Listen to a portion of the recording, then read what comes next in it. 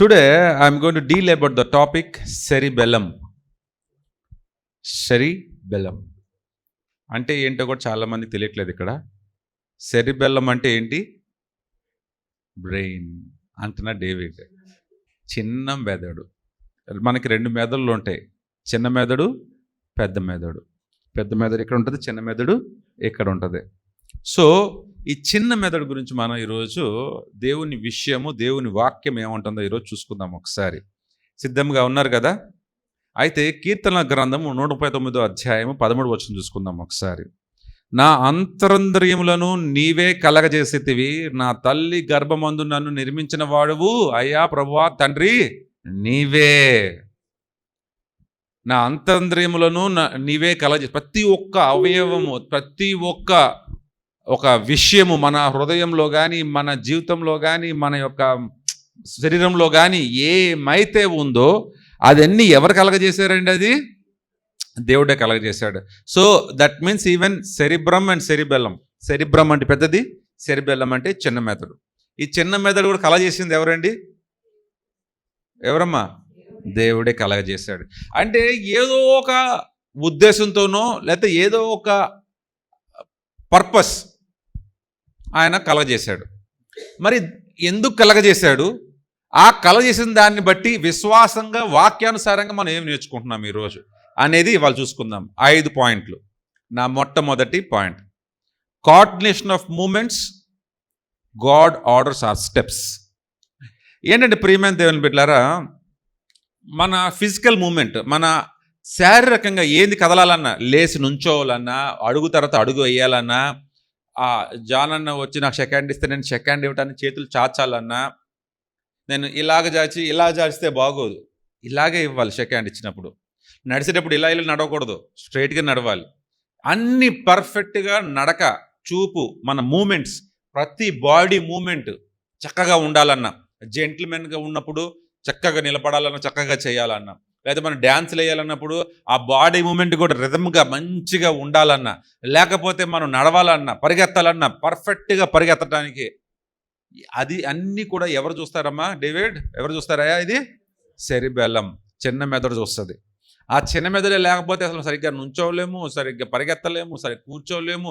మన body movements అన్నీ మారిపోతాయి. అసలు స్ట్రైట్గా ఉండవు, ఒక స్టెప్ తర్వాత ఒక స్టెప్ ఉండదు. ఒకవేళ మనం అడుగుల్లో 1 అడుగు, 2 అడుగులు, 3 అడుగులు వేస్తున్నాం అంటే కరెక్ట్గా ఎగ్జాక్ట్గా ఒక అడుగుకి ఇంకో అడుగు వేసేటప్పుడు మధ్యలో 1 అడుగు తేడా ఉంటున్నట్టు మనం వేస్తున్నాం.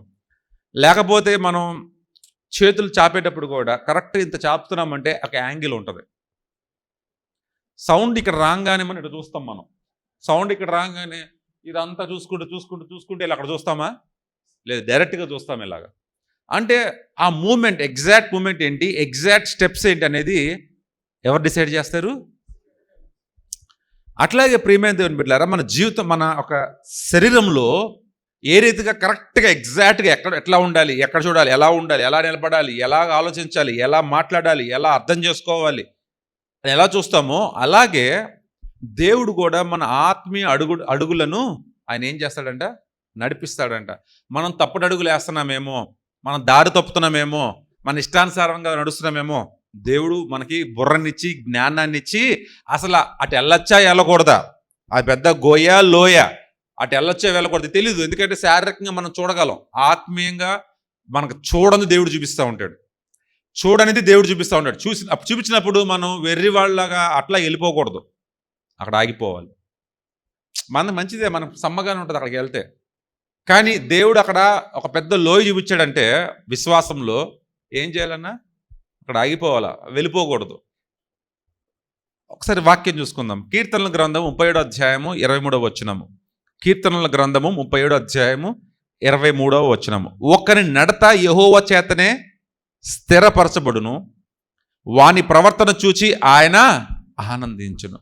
అంటే నువ్వు ఎలా నడవాలో ఆయన డిసైడ్ చేస్తాడు. ఆయన డిసైడ్ చేసిన దాంట్లో నువ్వు నడిస్తే ఆయన ఆనందపడతాడు. కొంతమంది మన లైఫ్ మనమే డిసైడ్ చేసుకుంటాం, దాంట్లో అన్ని అవమానాలే, దాంట్లో అన్ని ఇబ్బందులే, దాంట్లో అన్ని కష్టాలే, దాంట్లో అన్నీ కూడా గుండె నొప్పులు, గుండెపోట్లే, సంతోషం ఉండదు. ముఖ్యంగా మన ఆలోచనల ప్రకారం మనం నడిస్తే మనకి సమాధానం ఉండాలి, శాంతి ఉండాలి. అర్థమవుతుందా చెప్పేది మీకు? ఇప్పుడు ఒకటి అనుకుంటా నేను ఇట్లా వెళ్తూ ఉంటాను. దేవుడు అనుకున్నది, నేను అనుకున్నది. ఇట్లా వెళ్తున్నప్పుడు నాకు అట్లీస్ట్ నాకు సమాధానం ఉండాలి, నాకు శాంతి కలగాలి, నాకు మంచిగా అనిపించాలి. నేను వెళ్ళే దారిలో మొత్తం నాకు ఏడుపులే, బాధలే, కష్టాలే, నష్టాలే, అసలు నాకు సమాధానమే లేదు. ఒక కష్టాలు నష్టాలు రాని, అట్లీస్ట్ నాకు సమాధానం ఉందా? పీస్ సమాధానం. అట్లీస్ట్ నేను నాతో నేనే సమాధాన పడుతున్నానా, లేకపోతే నాతో నేనే వైరం పెంచుకుంటున్నానా? నాతో నేనే, ఎవరితోనో కాదు. మళ్ళీ నేను ఈ నడక దారి వెళ్తున్నప్పుడు, ఈ దారిలో పోతున్నప్పుడు అసలు నాతో నేనే సమాధానంగా ఉన్నానా, నాతో నేను పీస్ఫుల్గా ఉన్నానా, లేకపోతే నా జీవితం అంతా అలజడిగా ఉందా? గుర్తుపెట్టుకోండి. అలా అయితే ఆ దారిలోనే పోమాకండి. చెప్తాను, అది కూడా మీకు చెప్తాను, గుర్తుపెట్టుకోండి. పేతురు కూడా ఒకసారి నీళ్ళలో నడవడం మొదలు పెడతాడు. యేసయ్యని చూస్తాడు, దోన్లో ఈయన ఉంటాడు. యేసయ్య, నీళ్ళ మీద నడుస్తున్నావు, నువ్వు నడవాలనుకుంటున్నావా, దా అని పేతురునంటే పేతురు నడవడం మొదలు పెడతాడు. అయ్యో భయం వేస్తుంది, పర్లేదు నన్ను చూసి బ్రదరా, దా అనగానే ఆ నావలో నుంచి బయటకు అడుగుపెట్టి పేతురు కూడా నీళ్ళ మీద నడుస్తాడు. చాలామంది చెప్పేది ఏంటంటే అది డెడ్ సీ, మృత సముద్రము, దాంట్లో ఎవరు మునిగిపోరు, అందరూ తేలుతూనే ఉంటారు, దాంట్లో నడవటానికి కుదరదు. పడుకుంటే మునిగిపోము, అంతే. పడుకుంటే మునిగిపోం, అలా చేయి చాపితే అలా తేలే ఉంటాం. కానీ నడిస్తే మాత్రం ఖచ్చితంగా కింద దిగిపోతాం. ఎందుకంటే ఆ బయాన్సీ అలాంటిది మన ఫీట్కి. సో నడవటం మొదలెట్టినప్పుడు యేసయ్యని చూశాడు, మంచిగా నడిచాడు. తర్వాత యేసయ్యని చూసి నడిచిన తర్వాత సెకండ్ నడవగలుగుతున్నాను, నీళ్ళ మీద నడవగలుగుతున్నాను, నీళ్ళని చూశాడు, మునిగిపోవటం మొదలెట్టాడు. ఇప్పుడు యేసయ్య మళ్ళీ చేపట్టుకొని లేపాడు. జ్ఞాపకం చూసుకోండి ప్రియమైన దేవుని బిడ్డ, ప్రతిసారి మునిగినప్పుడు ఆయన చేపట్టుకొని లేపుతాడు కదా అని చెప్పి ప్రతిసారి మునగమాకండి. ఆయన చూచి నడిచినప్పుడు బాగానే ఉంటుంది జీవితం అంతా. కానీ ఆయన చూడకుండా మరొకరిని చూసి జీవితం నడిచినప్పుడు మునగటం మొదలెడుతుంది జీవితం. ఎందుకు మునగటం మొదలెడుతుంది చెప్పాలా? ఎందుకు మునగటం మొదలెడుతుంది అంటే, నీళ్ళని చూశాడు, నేను అడగలుగుతున్నానే అనుకున్నాడు. నువ్వు నడవట్లేదు, ఆయన నడిపిస్తున్నాడు. ఎప్పుడైతే కొద్దిగా దిగంగానే ఏం మొదలైంది? నేను అడగలుగుతున్నానే అనుకున్నాడు. ఏమయ్యాడు ఇప్పుడు?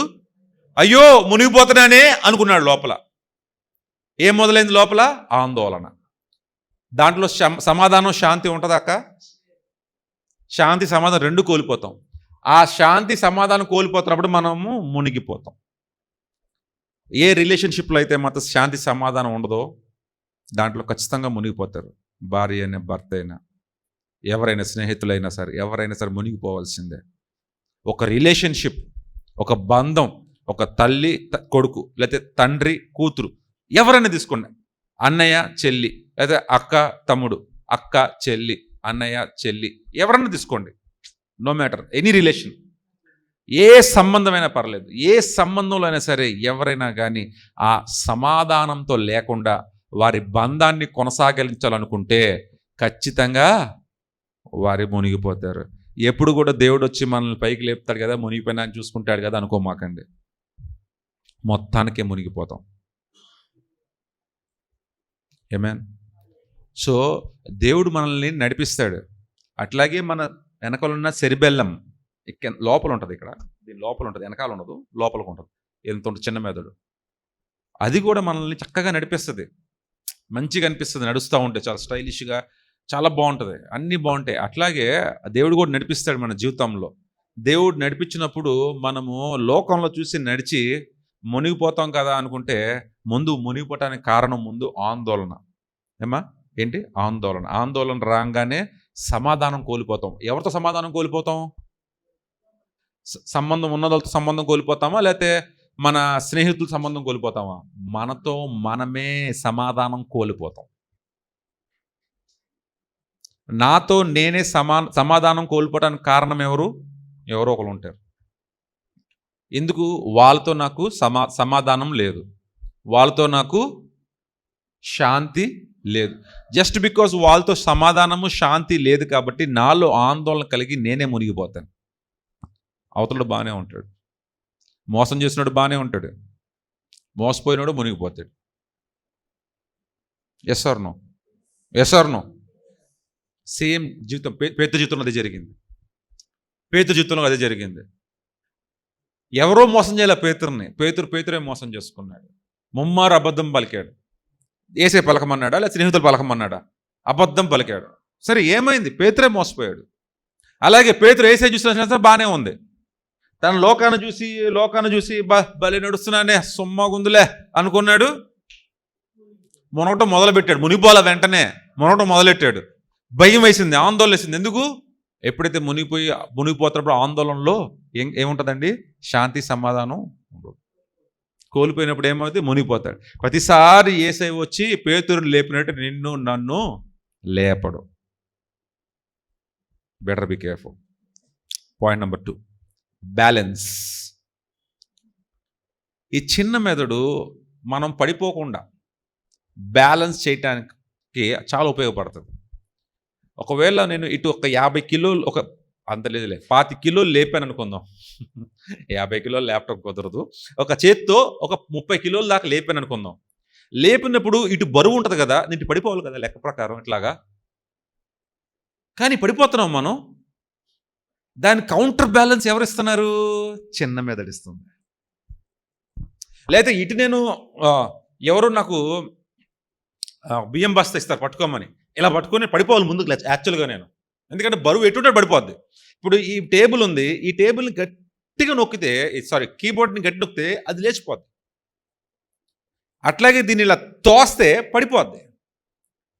కానీ నేను ఒకరిని నుంచోబెట్టి తోస్తే వాళ్ళు పడరు. ఈ స్టాండ్ నుంచోబెడతాను పక్కనే, మైక్ స్టాండ్ పక్కనే పెడతాను, సఫియాని పక్కనే పెడతాను. మైక్ స్టాండ్ని తోస్తాను, పడిపోదా? నేను సఫియాని తోస్తాను, పడిపోదా? ముందుకు వస్తుంది, లేకపోతే ఆపుకుంటుంది. ఈ బ్యాలెన్స్ ఎవరు నేర్పిస్తున్నారు సఫియాకి? చిన్న మెదడు. సో ఈ బ్యాలెన్స్, ప్రతి దాని మీద బ్యాలెన్స్, అన్నీ ఎలా బ్యాలెన్స్ చేయాలి అలాగా చూస్తుంది. ప్రియమైన దేవుని బిడ్డలారా, విశ్వాసంలో కూడా బ్యాలెన్స్ చేసుకోవాలి మనం. మన కుటుంబాలను బ్యాలెన్స్ చేయాలి. ఇంట్లో అమ్మని చూడాలా, భార్యని చూడాలా. భార్య ఎక్కువ అంటే అమ్మ కుదరదు, అమ్మ ఎక్కువ అంటే భార్య కుదరదు. అవునా కదా? సో నా పెద్ద బిడ్డ ఎక్కువ అంటే చిన్న బిడ్డ కోపం వస్తుంది, చిన్న బిడ్డ ఎక్కువ అంటే పెద్ద బిడ్డ కోపం వస్తుంది. నువ్వు ఎక్కువ అంటే వాళ్ళ కోపం వస్తుంది, వాళ్ళు ఎక్కువ అంటే నీకు కోపం వస్తుంది. నువ్వే ఎక్కువ అంటే నీకు సంతోషంగా ఉంటుంది, వాళ్ళకి ఇబ్బంది ఉంటుంది. భవి ఎక్కువ అనుకుంటే నీకు కోపం వస్తుంది. బ్యాలెన్స్ చేయాలి ప్రతి ఒక్కటి. ఈ బ్యాలెన్సింగ్ జీవితంలో ఏమవుద్దంటే చేసి అలసిపోతాం. జీవితం అలసిపోతాం. వాళ్ళకి ఎక్కువ ఇచ్చి వీళ్ళకి ఎక్కువ ఇస్తాం. ఏమండి? వీళ్ళకి ప్రాధాన్యత ఇస్తాం, వీళ్ళకి ప్రాధాన్యత ఇస్తాం. వీళ్ళు అంటారు నువ్వు వాళ్ళకే ప్రాధాన్యత ఇస్తావు అంటారు, వాళ్ళు అంటారు నువ్వు వీళ్ళకే ప్రాధాన్యత ఇస్తానంటావు. నువ్వు ఎంత చేసినా ఎదురొచ్చే మాటలు వస్తూనే ఉంటాయి. దాన్ని బట్టి నీకు ఏమైపోతుంది డేవిడ్? అలసట, ఒకలాంటి ఆత్మీయ అలసట, విశ్వాసంలో అలసట ఎక్కువైపోద్ది. వాక్యం చూసుకుందాం ఒకసారి. కీర్తనల గ్రంథము 62వ అధ్యాయం 2వ వచనం చూసుకుందాం. ఎత్తైన నా కోట ఆయనే, నేను అంతగా కదిలింపబడను. ఎన్నాళ్ళు మీరు ఒకరిపై పడుదురు? సో నువ్వు వీళ్ళని ఎక్కువ చేయొద్దు, వీళ్ళని ఎక్కువ చేయొద్దు. నువ్వు వీళ్ళని తక్కువ చేయొద్దు, వీళ్ళని తక్కువ చేయొద్దు. వీళ్ళు ఎట్లా ఉంటారో అట్లా ఉండని, వీళ్ళు ఎలా ఉంటారో అలాగుండని. నీ దృష్టి అంతా ఆయన మీద ఉండని. ఎప్పుడైనా మన దృష్టి మనుషుల మీద పెడితే మన జీవితంలో వచ్చేది అలసటే. ఎప్పుడైతే మన దృష్టి దేవుని మీద పెడతామో మనకి ఎనర్జీ వస్తూనే ఉంటుంది. ఎందుకంటే మనం కదలింపబడం, నిలబడిపోతాం. ఒక రాతి మీద ఇల్లు కట్టిన వాళ్ళ మీద ఉండిపోతాం.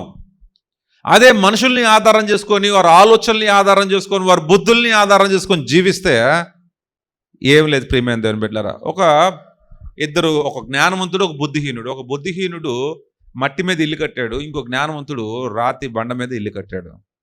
వర్షం వచ్చింది, తుఫాన్ వచ్చింది. ఏ ఇల్లు నిలబడిందంటే లాస్ట్కి వాక్యానుసారమైనా కానీ లేకపోతే లోకానుసారమైనా కానీ తుఫాన్లు వచ్చినప్పుడు ఏ ఇల్లు నిలబడుతుందండి? చెప్పాలా? బండ మీద కట్టిన ఇల్లు నిలబడుతుంది. బండ మీద. అందుకే మనం ఎక్కడైనా ఇల్లు కట్టేటప్పుడు కింద మంచి ఫౌండేషన్ వేస్తారు. ఆ ఫౌండేషన్ కూడా దేంతో వేస్తాం? రాయి, క్వారీ స్టోన్. ఒక పెద్ద పెద్ద ఇంత పెద్ద పెద్ద బౌల్డర్స్లా ఉంటాయి క్వారీ స్టోన్స్, దాంతో ఫౌండేషన్ వేస్తాం. ఎందుకు? అవి చాలా బలంగా ఉంటాయి. సిమెంట్తో కలిసినప్పుడు, కాంక్రీట్తో కలిసినప్పుడు ఇంకా బలమైపోతాయి. ఇవి చాలా బలమైపోతాయి. దాని మీద ఇల్లు కడితే నిలబడిపోద్ది. అట్లాగా లేదు, మట్టి మీద అలాగా సిమెంట్ వేసి కట్టామనుకోండి, కూలిపోద్ది. ప్రియమైన దేవుని బిడ్డలారా, మన యొక్క సంబంధాలు, మన యొక్క రిలేషన్స్ ఎలా ఉండాలంటే కాంక్రీట్ లాగా ఉండాలి. కానీ కాంక్రీట్ లాగా ఉండటం లేదు రిలేషన్స్. ఎంతసేపు రబ్బర్ బ్యాండ్ లాగా ఉంటుంది. ఎలా అంటే లోపలికి వెళ్తుంది, ఎలా అంటే బయటకు వస్తుంది, ఎలా అంటే లోపలికి వెళ్తుంది, ఎలా అంటే బయటకు వస్తుంది. ప్రతి చిన్న దానికి మనము విశ్వాసంలో బ్యాలెన్స్ కోల్పోతాం. మనకి మంచి జరిగింది అనుకోండి, ఇక్కడే వచ్చి గట్టి గట్టిగా అరుచుకుంటూ పాటలు పాడి ప్రార్థన చేసి అరుచుకుంటూ సంతోషంగా ఎగురుతాం. మనకి ఏదైనా జరగలేదు అనుకోండి, అసలు పాటలు పాడం, మూల కూర్చుంటాం, చర్చికే రాము. మేము ఎన్ని చేసినా కూడా దేవుడు మాకు ఇదే చేశాడు. ఆ బ్యాలెన్స్ ఏది? మంచి చేసినప్పుడు సంతోషంగా ఎగిరావు కదా, మరి మంచి జరగనప్పుడు కూడా నువ్వు సంతోషంగా ఉండాలి కదా. అది కదా బ్యాలెన్సు. మంచి జరిగినప్పుడేమో ఎగురుతాం, కీడు జరిగినప్పుడేమో పడిపోతాం. విశ్వాసంలో కూడా మనం బ్యాలెన్స్ కోల్పోతున్నాం. ఎందుకు కోల్పోతున్నాం అంటే, ప్రియమైన దేవుని బిడ్డలారా, విశ్వాసంలో కూడా మనకి ఫౌండేషన్ సరిగ్గా లేదు. మన విశ్వాసంలో మనకి పునాదులు సరిగ్గా లేవు. మన పునాదులు ఎట్లా ఉన్నాయంటే, మట్టి మీద కట్టిన ఇల్లును పోలి మన విశ్వాస పునాదులు ఉన్నాయి. అందుకనే విశ్వాసంలో మనం కొంచెం ఇబ్బంది అయినా, కుటుంబాల్లో ఇబ్బంది అయినా, లేదా సంబంధాలతో ఇబ్బంది అయినా, లేదా సంబంధికులతో ఇబ్బంది అయినా, స్నేహితులతో ఇబ్బందులైనా, లేదా భార్య భర్తలతో ఇబ్బందులైనా, బిడ్డలతో చుట్టాలతో ఇబ్బంది అయినా కానీ కదిలిపోతాం మనం. ఎందుకు కదిలిపోతుందని? చుట్టాల వల్ల కాదు, నీ పునాది రాయి వలన. నీ పునాది సరిగ్గా లేనందున నువ్వు కదిలిపోతావు తప్ప నువ్వు చుట్టాలు కదిలించట్లేదు. నేను ఇందాక మొదటి పాయింట్ కూడా, ఇంకొకటి వచ్చి నీ శాంతి సమాధానం కోల్పోని ఎట్లా, నీ శాంతి నీ సమాధానం నువ్వే కోల్పోయేలా చేస్తున్నాం. మనమే కోల్పోతున్నాం సమాధానం శాంతిని. రెండో పాయింట్ చూసుకున్నట్లయితే, అవతల కూడా వల్ల మన ఇల్లు కదిలిపోట్లా. ఎవరి వల్ల కదిలిపోతుంది? ఇల్లు మన వల్లే మన ఇల్లు కదిలిపోతుంది. మన ఫౌండేషన్ సరిగ్గా లేదు. అదే కానీ పునాది చక్కగా ఉంటే చాలా బాగుండు, కానీ లేదు. అందుకే మనకి ఇన్ని ఇబ్బందులు. నా point number 3, motor learning, growing in grace. అట్లాగే ఈ చిన్న మెథడ్ అండి, మనం సైకిల్ తొక్కేటప్పుడు చిన్నప్పుడు పడిపోతూ ఉంటాం. ఎవరో ఒకళ్ళు అడ్డతొక్కుడు, సైడ్ తొక్కుంటా వెళ్తా, లాస్ట్కి ఎవరో ఒకళ్ళు వెనకాల పట్టుకొని తొక్కి మెల్లగా వదలటం, మళ్ళీ పట్టుకోవటం, మళ్ళీ తొక్కటం, వదలటం, పట్టుకోవటం, పట్టు విడుపు. ఇట్లా ఉన్నప్పుడు కొంత పడతాడు, మళ్ళీ లెగుస్తాడు. ఆ తర్వాత ఇంక పడ్డా, ఇంకా ఒక 2 నెలలు 3 నెలలు అయిన తర్వాత ఇంక పడ్డా, ఇంకా సైకిల్ తొక్కుంటూ వెళ్ళిపోతానే ఉంటాడు, ఇంక పడడు. అట్లాగే బండి అసలు సైకిలే రాకుండా బండి మీద వెళ్ళలేరు, డైరెక్ట్గా బండి వేసి వెళ్ళిపోలేరు, పడిపోతాం. ఒక 2-3 సార్లు పడ్డప్పుడు అర్థమవుద్ది, ఓహో ఇది ఇట్లా వెళ్తున్నప్పుడు ఎట్లా ఉండాలన్నమాట, ఎట్లా వెళ్తున్నప్పుడు ఇలా ఉండాలన్నమాట అని బ్యాలెన్స్ అర్థమవుతుంది. అప్పటి నుంచి ఇంక పడం. ఈ బండి కానీ, సైకిల్ కానీ, కారు కానీ, లారీ కానీ, బైక్ కానీ ఏమన్నా మీకు వచ్చింది అంటే, డ్రైవింగ్ వచ్చింది అంటే దానికి కారణం ఎవరండి?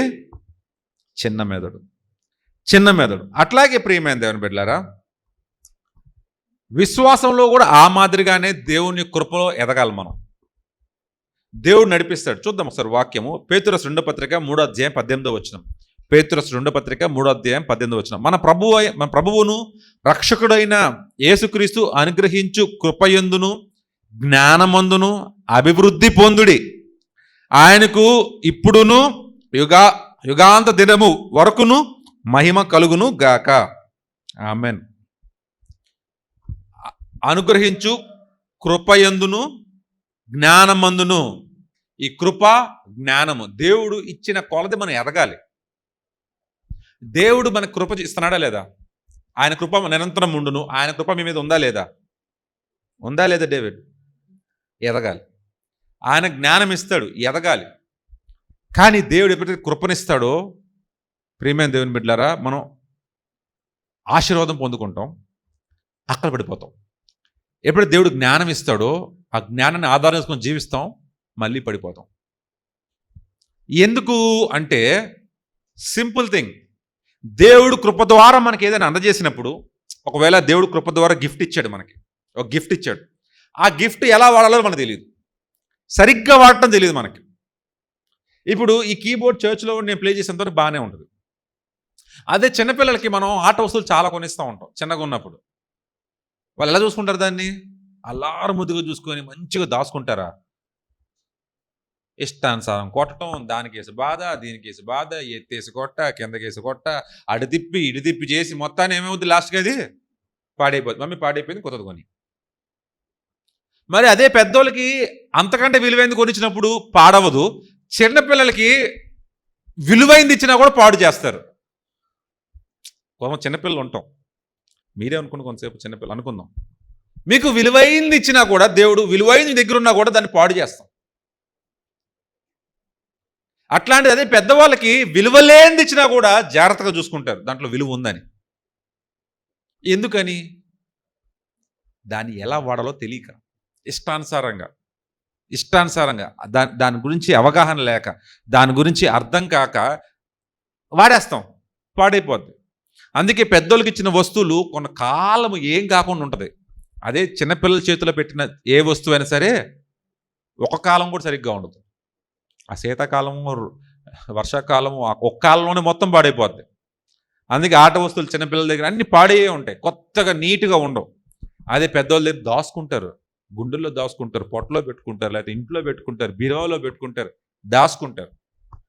అట్లాగే ప్రియమైన దేవుని బిడ్డలారా, అపోస్తల కార్యములు 9వ అధ్యాయం 1-22 వచనం చూసుకున్నట్లయితే, అపోస్తలుడైన పౌలు దేవుడు యేసయ్య గురించి తెలుసు. ఎలా తెలుసు యేసయ్య? ఆయన ఒక తిరుగుబాటుదారి, ఆయన వ్యతిరేక దారి, రోమ ప్రభుత్వాన్ని పడేయడానికి వచ్చాడు, ప్రజల్లో గలిబిలి చేయడానికి వచ్చాడు, ఆయన వల్ల ఇబ్బందులు పెట్టడానికి వచ్చాడు, ప్రజలందరినీ చెదరగొట్టడానికి వచ్చాడు అని పౌలు భక్తుడికి యేసయ్య మీద ఒక ఉద్దేశం. ఎప్పుడైతే పౌలు భక్తుడికి కళ్ళు పోయిన తర్వాత, మళ్ళీ యేసయ్యే తనతో మాట్లాడిన తర్వాత, మళ్ళీ యేసయ్య గురించి కొత్తగా నేర్చుకోవాల్సి వచ్చింది మొత్తం. యేసయ్య తిరుగుబాటుదారి కాదు, యేసయ్య యాక్టివిస్ట్ కాదు, యేసయ్య చెదరగొట్టడానికి రాలేదు, ప్రభుత్వాన్ని పడడానికి రాలేదు, యేసయ్య మంచి చేయడానికి వచ్చాడు, అది అందుకే అర్థం చేసుకోలేకపోయానా అని మళ్ళీ మొత్తం నేర్చుకోవాల్సి వచ్చింది. మొత్తం మొదటి నుంచి మళ్ళీ నేర్చుకున్నాడు అపోస్తలుడైన పౌలు. అలాగే ప్రియమైన దేవుని బిడ్డలారా, చిన్నపిల్లలకి మనం ఎంత విలువైన వస్తువు ఇచ్చినా దాని విలువ తెలియదు కాబట్టి దాన్ని ఖచ్చితంగా పాడు చేస్తారు. అదే వస్తువు వారు కొంచెం వయసు పెద్దయిన తర్వాత ఇస్తే, అదే వస్తువు పాడు చేసిన చేతులే ఆ వస్తువుని భద్రంగా చూసుకుంటాయి. ఎందుకని? They relearn again. అప్పుడు ఇచ్చిన పాడు చేశాను, ఇప్పుడు పాడు చేయకూడదు, దీన్ని ఎలా వాడాలన్నమాట, ఇలా చూసుకోవాలన్నమాట. They relearn again. అట్లాగే ప్రియమైనది చిన్న మెదడు కూడా మీకు వచ్చిన దాన్ని ఇంకా మెరుగుపరుస్తుంది. నీకు నడక వచ్చింది, అక్కడితో ఆగదు, నీకు సైకిల్ నేర్చుకోవాలి. సైకిల్ నేర్చుకోవడానికి మళ్ళీ నీకు బ్యాలెన్స్ నేర్పిస్తుంది. నీకు సైకిల్ మీద బ్యాలెన్స్ వచ్చింది, నీకు బైక్ మీద బ్యాలెన్స్ కావాలి. మళ్ళీ నీకు సైకిల్ మీద బ్యాలెన్స్ వచ్చు, నడక మీద బ్యాలెన్స్ వచ్చు, మళ్ళీ బండి మీద కూడా బ్యాలెన్స్ చేసేలాగానే నీకు నేర్పిస్తుంది. అట్లాగే తర్వాత కార్ మీద వెళ్ళడానికి నేర్పిస్తుంది, పరిగెత్తడానికి బ్యాలెన్సింగ్ నేర్పిస్తుంది, స్కేటింగ్ చేయడానికి నీకు బ్యాలెన్స్ నేర్పిస్తుంది. అట్లాగే ఏదైనా సరే, మీరు ఏదైనా స్కేట్ బోర్డ్ చేయాలి, దాని మీద ఎలా చేయాలో కూడా balance. You learn and relearn. మెదడు అలా పనిచేస్తుంది. అలాగే ఆయన ఇచ్చే జ్ఞానమందును, ఆయన ఇచ్చే కృపయందును మనం ఎప్పుడు కూడా వర్ధిల్లాలి. వర్ధిల్లిన తర్వాత మళ్ళీ జ్ఞానం కృపను పొందుకోవాలి, మళ్ళీ వర్ధిల్లాలి, మళ్ళీ పొందుకోవాలి, మళ్ళీ వర్ధిల్లాలి. You have to take and be blessed. Okay, you should take and be blessed. Okay, 4వ point, fine motor skills, faith in small details. ఈ ఒక చిన్న మెదడండి, చిన్న సూక్ష్మంగా ఉంటాయి కొన్ని, చాలా మృదువుగా పట్టుకోవాలా. సూదిలోకి దారం ఎక్కించడం. ఇష్టానుసారంగా మన సైకిల్ నేర్చుకున్నట్టు, బైక్ నేర్చుకున్నట్టు, పడిపోయి నేర్చుకున్నట్టు అది రాదు, చాలా సూక్ష్మంగా ఉంటుంది. కొన్నిసార్లు మనము ఒక ఎలక్ట్రానిక్ కాంపోనెంట్ బోర్డ్, PCB, ఆ బోర్డులో కూడా చాలా సూక్ష్మంగా ఉంటాయి. అది బైనాక్యులర్స్, మ్యాగ్నిఫైయింగ్ గ్లాస్ పెట్టుకొని, భూతద్దం పెట్టుకొని చూసుకొని చేయాలి. అట్లాగే వాచ్ మెకానిక్స్ ఉంటారు. వాచే ఎంత ఉంటుంది, దాంట్లో అన్ని చిన్న చిన్న చిన్న చిన్న పార్ట్స్ ఉంటాయి, కళ్ళకు కూడా కనపడవు. ఎట్లా ఆవిడ పెట్టుకుంటాడు ఆయన, పెట్టుకొని చూసి చిన్న చిన్న ఆయుధాలు లాంటివి కొన్ని ఉంటాయి, ఫోర్సెప్స్ లాంటివి అన్ని, సిజర్స్ అన్ని, స్క్రూ డ్రైవర్స్ అన్ని, వాటిని వాడుకుంటాడు. కొన్ని కొన్ని చాలా చిన్న చిన్నగా ఉంటాయి, మనకు కనపడవు. దాన్ని మనం అద్దాలు పెట్టుకొని మరీ, భూతద్దాలు పెట్టుకొని మరీ చూసి నేర్చుకో. ఈ చిన్న చిన్నవి ఎలా పట్టుకోవాలి, దానికి ఎంత ప్రెషర్ ఇవ్వాలి, ఎలా తిప్పాలి, గట్టి గట్టి ఇరిగిపోతాయి. మెల్లగా మెత్తగా చేయాలి. అది పెద్ద పెద్దవి అనుకోండి, బోల్డ్లు ఉన్నట్లు గట్టిగా తిప్పాలి. అప్పుడు ఎంత బలం వాడాలి, ఎంత ఫోర్స్ వాడాలి, ఇప్పుడు ఎంత బలం వాడాలి, ఎంత ఫోర్స్ వాడాలి, సూక్ష్మంగా ఉన్నాయి ఎలా ముట్టుకోవాలి, ఎలా చేయాలి, అది కూడా ఈ చిన్న మెదడే చూస్తుంది. అట్లాగే దేవుడు కూడా ప్రియమైన దేవుడు బిడ్డ, మీ జీవితంలో మీకు పెద్ద విషయం కాకపోవచ్చు. ఈరోజు డేవిడ్ ఒక చిన్న చాక్లెట్ తిందాం అనుకుంటాడు. చిన్న చాక్లెట్ ఎందుకో తినాలనిపిస్తుంది మీకు, ఆశ చాక్లెట్ కొనుక్కుంటాం. ఆశ దొరుకుతున్నాయి చాక్లెట్లు, దొరకట్లేదు. క్యాడ్బరీ చాక్లెట్ కొనుక్కుందాం అనుకున్నావు, 5 రూపాయలు. నీకు పెద్ద విషయం కాదు, 5 రూపాయలు పెట్టి పెద్ద విషయం అది ఏమన్నా? సింపుల్ థింగ్ కదా. రూపాయి చాక్లెట్ కొనుక్కోవడం పెద్ద విషయం అన్న మనకి. కానీ దేవుడికి అది కూడా పెద్ద విషయమే. నా బిడ్డ ఏం తింటాడు, ఏం తాగుతాడు, ఎలా ఉంటాడు, ప్రతిదీ గమనించే దేవుడు ఆయన. నీ తల వెంట్రుక కూడా రాలకుండా చూసే దేవుడు. తల వెంట్రుకలు ఎన్నో రాలిపోతాడు, నూనె పెట్టుకుంటే ఇన్ని రాలుతాయి, లేదా స్నానం చేస్తే ఇన్ని రాలుతాయి, బాత్రూంలోకి వెళ్తే ఇన్ని రాలుతాయి. కానీ ప్రియమైన దేవుని బిడ్డలారా, దేవుడు దాన్ని కూడా పట్టించుకుంటున్నాడంట. మనం వదిలేస్తాం చిన్న చిన్న, ఇదేగా చిన్నదేగా తీసిపడే, పెద్దది ఉంటే చాలు, చిన్న చిన్న తీసిపడే. కానీ గాడ్ కేర్స్. చూద్దాం ఒకసారి. మత్తయి రాసిన సువార్త 10వ అధ్యాయం 29వ వచనం. 2 పిచ్చుకలు ఒక కాసుకు అమ్మబడును కదా, అయినను మీ తండ్రి సెలవు లేక వాటిలో ఒకటైన నేలను పడదు. ఒకటి కూడా పడదు. ఒక కాసే కదా, ఒక కాసు అంటే చాలా తక్కువ. ఒక 2 పిట్టలు, 2 పిచ్చుకలు చాలా చీప్. మనం ఓర్నే కొనేసి దాన్ని విడిపించేయచ్చు.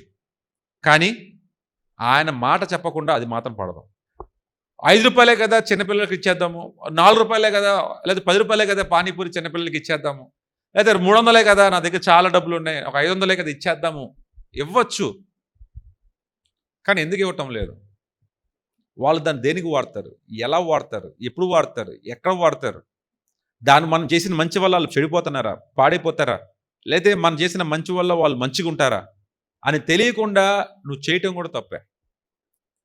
ప్రియమైన దేవుని బిడ్డలు, అట్లాగే ఆ పేద విధవరాలు మార్కు రాసిన సువార్త 12వ అధ్యాయం 41 నుంచి చూసుకున్నట్లయితే 44 వరకు, ఆ పేద విధవరాలు ఎంత డబ్బులు వేసిందండి కానుక? ఎంత వేసిందండి కానుక?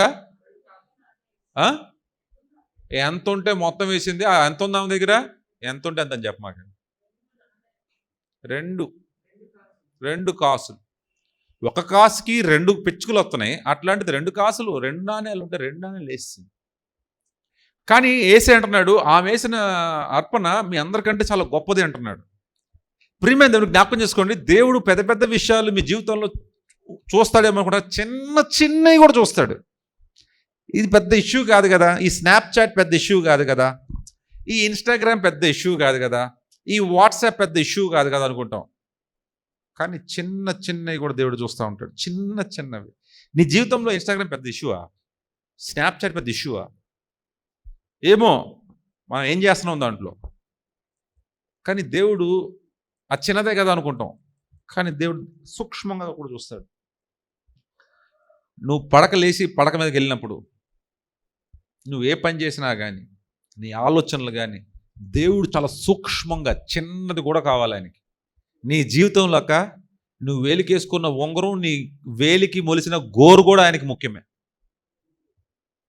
అనుకుంటా నా మీద బంగారం ముఖ్యం కాదా, నాకు మెద్దలు ముఖ్యం కాదా, నాకు కారు ఇల్లులు ముఖ్యం కాదా? అది ఎట్టగో ముఖ్యమే. నీకు మొలిసిన గోరు, నీకు మొలిసిన తల వెంట్రుక కూడా ఆయనకు ముఖ్యమే. నువ్వు వేసే రూపాయి అనుకోండి, అది ఆయనకు ముఖ్యమే. నువ్వు వేసే ఏదైనా సరే, నువ్వు నీ దగ్గర ఏది ఉన్నా సరే, చిన్నదైనా పర్లేదు, అది ముఖ్యం. ఎందుకంటే దేవుడు చిన్నదైనా కూడా చూస్తూ ఉంటాడు నువ్వు ఎలా ఉంటున్నావు. ఎందుకంటే ఈ చిన్న వాటి యందు నువ్వు ఏ రీతిగా ఉంటావో దాని యందు దేవుడు నిన్ను ప్రభువుగా చేసి వాటిని హెచ్చించి దాన్ని ఎక్కువ చేస్తాడు. ఎక్కువ ఉన్నదాన్ని ఎక్కువ చేయడు ఆయన, తక్కువ ఉన్నదాన్ని ఎక్కువ చేస్తాడు. ఎప్పుడు కూడా చూడండి, ఆయన మీరు ఆ కానా విందులో చూడండి, ఆ కానా విందులో కూడా ఆ నీటిని ద్రాక్షరసం మార్చినప్పుడు ఉట్టి నీటినే ద్రాక్షరసంగా చేశాడు. ఉట్టిదే మీ దగ్గర ఏదైతే ఉందో ఉట్టిదే దాన్ని కూడా దేవుడు గొప్పగా చేయగలడు. 5వది posture and aligning with God's will. చాలామంది వంగిపోతూ ఉంటాం. నడిచేటప్పుడు కొంతమంది ఇలా నడుస్తాం పక్కకి, చూసారో లేదో, కొంతమంది పక్కకి నడుస్తూ ఉంటారు, కొంతమంది ముందు నడుస్తూ ఉంటారు, కొంతమంది ఇలా వెళ్ళిపోతూ ఉంటారు. ముందు బాడీ వెళ్ళిపోతే వెనక షోల్డర్ ఉంటుంది, కొంతమందికి ఏమో షోల్డర్ ముందు ఉంటుంది, కొంతమంది ఏమో ముందు కూడా నడుస్తూ ఉంటారు, ఒక్కొక్కరు ఒకలా నడుస్తూ ఉంటారు. కానీ నువ్వు ఎలా నడవాలి, నీ బాడీ పొజిషన్ ఎలా ఉండాలి, వంగిపోవాలా, పక్కకు ఉండాలా, ఇట్లా ఉండాలా అనేది ఎవరు డిసైడ్ చేస్తారు? మీ సెరిబెల్లం డిసైడ్ చేస్తుంది. ఎలా డిసైడ్ చేస్తుంది? సెరిబెల్లం అంటే నువ్వు నడిచే విధానం చూసి, ఓహో వీడు ఇలా నడిస్తే ఇది మంచిదనమాట, సో ఇలా చెయ్యి. ఇలా కూర్చుంటారు, ఎందుకు ఇలా కూర్చుండిపోతాం, ఇలా ఎందుకు అయిపోతాం, వాడికి అలా కూర్చోవడం ఇష్టం కాబోలు అని ఏం చేస్తుందంటే మనకి ఇష్టానుసారంగా మనం సెరిబెల్లం కూడా మనకి ఫేవరే చేస్తుంది. మనకి ఇష్టానుసారంగా మనకి ఫేవర్ చేస్తుంది. మనం ఎప్పుడు ఇలా కూర్చున్నాం అనుకోండి, మనకి వంగిపోద్ది నడుము. ఓహో వీడికి ఇలా ఇష్టం కాబోలు అని చెప్పేసి ఆ షేప్ కూడా దాన్ని అలాగే తయారు చేస్తుంది. ఆ స్పైనల్ కార్డ్ షేప్ అలాగే తయారవుతుంది. తర్వాత ఇబ్బందులు వస్తాయి. దాని అంతటి కారణం మన ఇష్టానుసారంగా మనం ఉన్నాం కాబట్టి. అలాగే ప్రియమైన దేవుని బిడ్డలారా, దేవుని చిత్తం అంటూ ఒకటి ఉంటుంది, దాని గురించి మాట్లాడుకుందాం. సామెతలు 3:6 నీ ప్రవర్తన అంతటి యందు ఆయన అధికారంను ఒప్పుకొనుము, అప్పుడు ఆయన త్రోవలను సరళము చేయను. ఎప్పుడైతే నీ నడక ప్రతి ఒక్కటి ఆయనకి సమర్పిస్తావో అప్పుడే నీ యొక్క జీవితంలో ఆయన త్రోవలన్నీ సరళం చేస్తాడు. ప్రియమైన దేవుని బిడ్డలారా, గెత్సేమన్ తోటలో యేసయ్య ప్రార్థన చేయడానికి ఇప్పుడు వెళ్తూ ఉంటాడు అనమాట. లోకరస జ్యోతి 2:39-46 చూసుకున్నట్లయితే, ప్రతిసారి వెళ్ళినప్పుడు తండ్రితో మాట్లాడి ప్రార్థన చేసేటప్పుడు ఏడుస్తూ ఆ కన్నీరు కూడా రక్తం వల్లే వచ్చిందనేది కనపడతా ఉంటుంది. ఎందుకు అంతగా గొప్పగా ఏడుస్తాడు అంటే, అయ్యా నీ చిత్తం ఏంటి, నీ చిత్తం ఏంటి నాకు తెలియచేయని, ఆ చిత్త ప్రకారం నడుస్తా అనుకుంటాం మనం. ఇప్పుడు మనకు కూడా 2 చాయిస్లు ఉంటాయి. ఆయన చిత్తానుసారం నడవచ్చు, ఆయన చిత్తం లేకుండా కూడా జీవించవచ్చు. అది మన చాయిస్. ఖచ్చితంగా దేవుని చిత్తమే నువ్వు చేయాలి అనే రూల్ ఏం లేదు. అర్థమవుతుందండి? దేవుని చిత్తం నువ్వు చేయాలని రూల్ ఏం లేదు. ఎలా అయితే మన సెరిబెల్లము ఇలా కూర్చుంటే బాడీని స్ట్రైట్గా ఉంచింది, మంచిగా నడిస్తే మన జాయింట్లు మంచిగా ఉంటాయి, మంచి కూర్చుంటే మన వెన్ను మంచిగా ఉంటుంది, ఈ వెన్నంతా బాగుంటుంది. నువ్వు ఎలా కూర్చోవడం మొదలు పెడితే నీ వెన్ను ఏం చేస్తుందంటే ఇలా కూర్చోవడం వాడికి ఇష్టం కాబట్టి ఇలాగే ఉండని అని చెప్పి దాని స్పైనల్ కార్డ్ మొత్తాన్ని అలైన్మెంట్ చేస్తుంది. ఎందుకంటే ఈ చిన్న మెదడుకి కనెక్ట్ అయి ఉంటుంది ఈ యొక్క స్పైనల్ కార్డ్, మెడ్యులా అబ్లాంగేటాతో కనెక్ట్ అయి ఉంటుంది. ఈ చిన్న మెదడు నుంచే ఒక చిన్న మెడ్యులా అబ్లాంగేటా, అక్కడి నుంచి స్పైనల్ కార్డ్ కనెక్ట్ అయి ఉంటుంది. సో నువ్వు ఇలా కూర్చోవడం మొదలు పెడితే వీడికి ఇలా కూర్చోవడం ఇష్టం కాబట్టి వీడు ఇలాగే తయారు చేస్తుంది స్పైనల్ కార్డ్ అంటుంది. ఎందుకు? ఎవరి కోసం? వాడి కోసం, అంటే మన కోసం. నువ్వు ఇలా కూర్చోవడం మొదలు పెడితే ఓహో వీడికి ఇలా కూర్చోవడం ఇష్టం కాబట్టి మన స్పైనల్ కార్డ్ ఎలా ఉంచాలి కాబట్టి ఇలా ఉంచుతుంది. ఇదంతా మన చాయిస్. దీన్ని బట్టి రేపు ఎలా కూర్చుంటే రేపు బాగుంటామా, ఎలా కూర్చుంటే రేపు బాగుంటామా అనేది మన చాయిస్. అట్లాగే దేవుని చిత్తాన్ని నువ్వు నెరవేరుస్తావా, దేవుని చిత్తాన్ని నెరవేర్చవా, అది మన చాయిస్. దేవుని చిత్తాన్ని నెరవేరిస్తే రేపు ఒకలాగా ఉంటాము, దేవుని చిత్తాన్ని నెరవేర్చకపోతే ఇంకొకలాగా ఉంటాము. అర్థమవుతుందండి? దేవుని చిత్తాన్ని నెరవేర్చుకుని మనం జీవిస్తే మనం పరలోకంలోకి పోతాము, దేవుని చిత్తాన్ని నెరవేర్చుకోవడం పోతాము, నరకానికి పోతాం. అంతే, యాజ్ సింపుల్ యాజ్ దట్. అట్లాగే మనం ఎలా కూర్చుంటే మన స్పైనల్ కార్డ్ ఎలా తయారు చేస్తుంది, ఇలాగుంటే ఎలా తయారు చేస్తుంది. ఇలాగుంటే మనం బాగానే ఉంటాం, ఎలా కూర్చుంటే హాస్పిటల్కి పోతాం. వెన్ను నొప్పి, డిస్క్ కంప్లైంట్, డిస్క్ అరిగిపోయింది, డిస్క్ బల్జ్ అయింది, డిస్క్ ప్రొలాప్స్ అయింది, డిస్క్ రుద్దుకుంది, అట్లాగే మోకాలు అరిగిపోయినాయి, సర్జరీ చేయాలి, లేకపోతే సైనవిల్ ఫ్లూయిడ్ అరిగిపోయింది, కార్టిలేజ్ లేయర్ అరిగిపోయింది, బోన్ మ్యారోస్ అరిగిపోయినాయి, బోన్ లేదు ఇక్కడ, సర్జరీ చేయాలి. ఇవన్నీ జరుగుతూ ఉంటాయి. ఎందుకు? నువ్వు సరిగ్గా నడవకపోవడం వలన, నువ్వు సరిగ్గా కూర్చోకపోవడం వలన, నువ్వు సరిగ్గా పడుకోవటం వలన, నువ్వు సరిగ్గా చేయకపోవటం వలన. నీ చాయిస్. అట్లాగే దేవుని చిత్తం చేయాలా లేదా నీ చాయిస్. చేస్తే ఒకలాగా ఉంటాం, చేయకపోతే ఇంకోలా ఉంటాం, నీ చాయిస్. ఖచ్చితంగా దేవుని నా చిత్తం చేయవలసినదే, నీకు వేరే దిక్కు లేదు, దారి లేదు, నీకు వేరే గతి లేదు, నువ్వు చేయకపోతే నువ్వు ఇప్పుడే చెప్పేస్తా అని దేవుడు అనలా. ప్రియమైన దేవుని బిడ్డలారా, మరి ఈ సెరిబెల్లం, ఈ చిన్న మెదడుని పాడు చేసేది ఏంటి? ఈ చిన్న మెదడుని పాడు చేసేది ఏంటంటే ఆల్కహాల్. మందు తాగితే పాడైపోద్దంట. అందుకే మందు తాగినోడు తిన్నగా నడవగలడా? ఇట్ట నడుస్తుంది. ఎందుకంటే బ్యాలెన్స్ ఉండదు వాడికి. బ్యాలెన్స్ చేసేది చిన్న మెదడు. ఈ మందు తాగటం వల్ల ఈ చిన్న మెదడు పాడైపోద్ది. ఈ తాగినప్పుడల్లా ఊగుతూనే ఉంటాడు.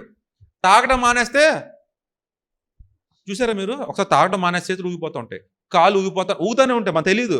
కాళ్ళు ఊగుతుందా, నాకు తెలియట్లేదా, చేతులు ఊగిపోతూనే ఉంటాయి, తల ఊగుతూనే ఉంటుంది. ఎందుకు తాగుడు మానేశాను? ఎందుకంటే ఆ పని చేయట్లా. కొంతమంది తాకపోతే ఒక మాట అంటారు, మా పేషెంట్ చాలా తాకపోతే నాకు వణుకొచ్చేసిద్ది, వణికిపోతాను నేను ఎట్టిట. ఎందుకు? పాడైపోయింది ఆల్రెడీ. పాయింట్ నెంబర్ 2, స్ట్రోక్స్, గుండెపోట్లు వచ్చినా ఇది పాడైపోద్ది. మూడోది, ఒక యాక్సిడెంట్ జరిగినా లేకపోతే నేనైనా సరే ఇది పాడవుతుంది. అట్లాగే నరాలు బలహీనత వచ్చేసి నరాల గురించి మీరు పట్టించుకోకపోయినా ఇది పాడైపోద్ది. అధికమైన మెడిసిన్స్, యాంటీబయాటిక్స్, లేకపోతే పెయిన్ కిల్లర్స్, లేకపోతే యాంటీ డిప్రెసెంట్స్, లేకపోతే పెయిన్ కిల్లర్స్ కాకపోతే ట్రాంక్యులైజర్స్, లేకపోతే నార్కోటిక్ డ్రగ్స్ ఏం తీసుకున్నా కూడా పాడైపోద్ది. తర్వాత కణితలు, ట్యూమర్స్ ఉంటాయి బాడీలో, బ్రెస్ట్ ట్యూమర్స్ కానీ లోపల ఏదో ట్యూమర్స్ ఉంటాయి, ఏదున్నా కూడా ఇది పాడవద్దు ముందు. తర్వాత సరిగ్గా పౌష్టిక ఆహారాలు తీసుకోము. ఎప్పుడు ఒకే రకమైన ఫుడ్ తింటాం మనం. ఆకుకూరలు తిన్నాం, నాన్ వెజ్ ఎక్కువ తింటాం. ఎప్పుడు అదే ఫుడ్, నేను అది తిన్ను, నేను ఈ కూర తిన్ను, ఈ ఆకుకూర తిన్ను, ఈ పప్పు కూర తిన్ను, ఈ దోసకాయ బెండకాయ తిన్ను, దొరకదు, ఇవన్నీ తినమంటాం. దానివల్ల చాలా పౌష్టికాహారాల లోపం వచ్చేస్తుంది. ఈ పౌష్టికాహారాల లోపం రావడం వల్ల చిన్నది పాడైపోద్ది. అట్లా లాస్ట్కి మనకి ఎక్కువ ఇన్ఫెక్షన్స్, బాడీలో తరచుగా జ్వరాలు, తరచుగా జలుబులు, దగ్గులు, తరచుగా రోగాలు ఓరకొరకను వచ్చినాయంటే అర్థం చేసుకోండి, మీ సెరిబెల్లం చిన్న మీద పాడైపోతుంది. మరి ఏం తినాలండి ఈ సెరిబెల్లం గట్టిగా మంచిగా ఉండటాని కోసం? ఫ్యాటీ ఫిష్, ఏ చేప అయితే కొవ్వు పట్టింది ఉంటుందో, ఈ చికెన్లు మటన్లు కాదు, గుర్తుపెట్టుకోండి.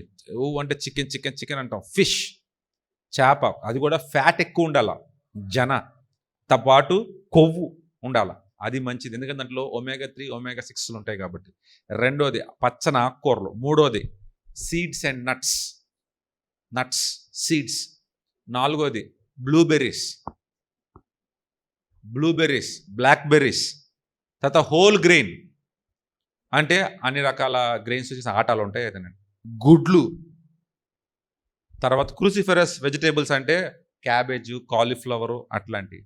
పసుపు, దాంట్లో క్యూర్క్యూమిన్ ఉంటుంది, ఆ క్యూర్క్యూమిన్ బ్రెయిన్కి మంచిది. తర్వాత జాయింట్స్ కూడా మంచిది.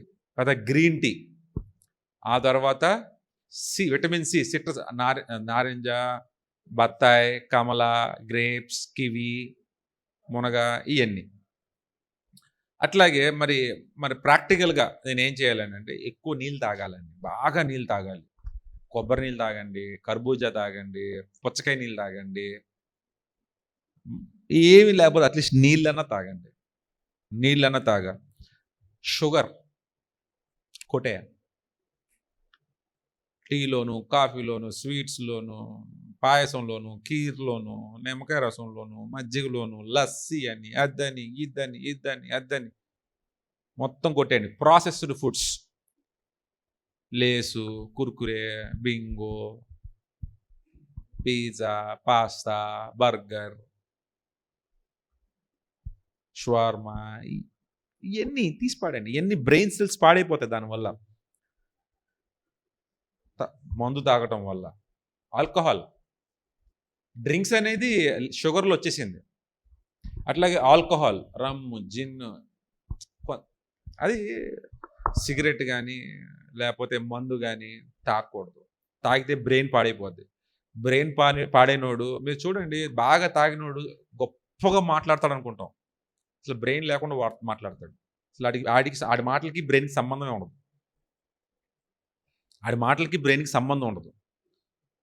ఎప్పుడు అట్లాంటి వాళ్ళు నిర్ణయాలు చెప్దామని ప్లాన్ చేస్తారు. ఎక్కడికైనా ఒక పెద్ద పంచాయతీకి వెళ్ళండి, మొగుడు పిల్లల పంచాయతీ కానీ, లేకపోతే అన్నతమ్ముల పంచాయతీలు, ఆస్తి పంచాయతీలు, లేకపోతే ఆస్తి గొడవలు, కుటుంబ కలహాలు, స్థలాల వివాదాలు, వెళ్ళండి. అక్కడ తాగుబోతాడు ఉంటాడు మాట్లాడటానికి. ఖచ్చితంగా వాడే తీర్పు తీరుస్తాడు, వాడే గొప్పగా మాట్లాడతాడు. ఎందుకంటే ఈ తాగుబోతోడికి ఎట్లా అనిపిస్తుంది అంటే, వాడికి బ్రెయిన్ సరిగ్గా పని చేయకపోయినా కూడా నా బ్రెయిన్ ఎక్కువగా పని చేస్తుందని నిరూపించుకుందామని ప్లాన్ చేస్తాడు. తాగనోడు కాముకుంటాడు, పక్కన ఈడే ఉరుతూ ఉంటాడు మధ్యలో. అవునా కాదా? చూసారా? ఆస్తి గొడవలు, తగాదాలు, కుటుంబ కలహాలు, స్థలాల వివాదాలు. అక్కడ తాగుబోతాడు, ఎక్కువ మాట్లాడతాడు. తాగనోడు కామగానే ఉంటాడు, ఎక్కువ చూపించుకుందాం అనుకుంటాడు. పని చేయదాడికి ఎప్పుడు మాట్లాడాలి, ఎక్కడ మాట్లాడాలి, ఎలా మాట్లాడాలి, ఎంత మాట్లాడాలి, మాట్లాడచ్చా లేదా అనేది పని చేయదు. నేను మాట్లాడేస్తాను అంతే. సో ప్రియమైన దేవుని బిడ్డలారా, మీ చిన్న మెదడు విశ్వాసానికి ఎలా కనెక్ట్ అయిందో ఒక్కసారి మళ్ళీ రీక్యాప్ చేసుకొని వీలుంటే ఈ వాక్యం వచ్చిన మళ్ళీ విని మీ జీవితాలకు మార్చుకోవాలని కోరుకుంటా ఉన్నాను. మరి ప్రార్థన చేసుకుందాం. అందరు తలలు వంచి కన్నులు మూసుకొని ఏకీభవించి నాతో కలిసి ప్రార్థన చేయండి. స్తుతి స్తుతి స్తుతి స్తుతి స్తోత్రం తండ్రి, మహోన్నతుడ, పరిశుద్ధుడ, నీకు స్తోత్రాలు ప్రభువా. అయ్యా, ఈ చిన్న మెదడు వాక్యాన్ని మాకు అందజేసిన విధానాన్ని బట్టి వందనాలు. శిలువను చోట మెల్లని స్వరాన్ని మాకిచ్చి అయ్యా మీ మాటలు నోట్లో పెట్టి అయ్యా మాట్లాడించిన విధానాన్ని బట్టి అనేక మంది మారుటకు, అనేక మంది తెలుసుకున్నటకు, అనేక మంది ఉత్తేజపరుటకు తండ్రి ఈ వాక్యాలు వాడబడలాగా తిరిగి మళ్ళీ వారికి ఎన్నో గొప్ప కార్యాలు ఈ వాక్యం ద్వారా వారి కలుల సహాయం చేయమని కోరుతూ చిన్ని ప్రార్థన ప్రభువైన యేసుక్రీస్తు నామమున అడిగి వేడుకుంటున్నాం తండ్రి. పరలోకమందున్న మా తండ్రి, నీ నామం పరిశుద్ధపరచబడును గాక, నీ రాజ్యం వచ్చును గాక, నీ చిత్తం పరలోకం నెరవేరినట్టు భూమి మీద నెరవేరును గాక. మనది ఆహారం మాకు దయచేయి, మా ఎడల శోధ రాజ్యం శక్తి మహిమ నిరంతరం విన్నావు తండ్రి.